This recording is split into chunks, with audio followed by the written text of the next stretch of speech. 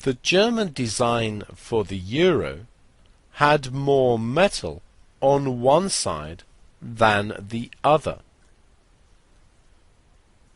Hans thinks that this makes the coin biased. Remember, a fair coin has a probability of a half for getting a head. You're equally likely to get a head or a tail. Saying the coin is biased means that this is no longer true. What could he do to find out? What he could do is perform an experiment. He can collect information as shown. He can record the number of tosses. He can record the number of heads. And to estimate his probability, he can record something called relative frequency. This is equal to the number of heads divided by the number of tosses. So the number of times the event has occurred divided by the total number of trials. So let's say he does the first toss, and it's a head.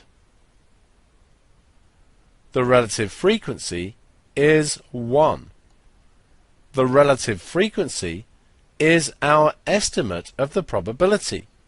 So at this stage he's saying that it's certain he's going to get a head every time. Then he does the second toss. This is not a head, so he still only has one head. 1 divided by 2 is a half, or 0.5 as a decimal. So at this stage the relative frequency is telling us it's equally likely to get a head or a tail. When he does the third toss, he gets another head. The relative frequency is 2 divided by 3, which is 2/3. The idea is to do lots of trials. And the reason for this is that, as we saw with these first few trials, the estimate of the probability, the relative frequency, fluctuates wildly.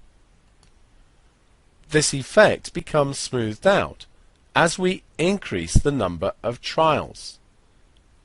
So to get our best estimate of the probability, we want to do lots of trials. In practice, how can we do this? Well, if we perform the experiment in class, we could get everybody to participate.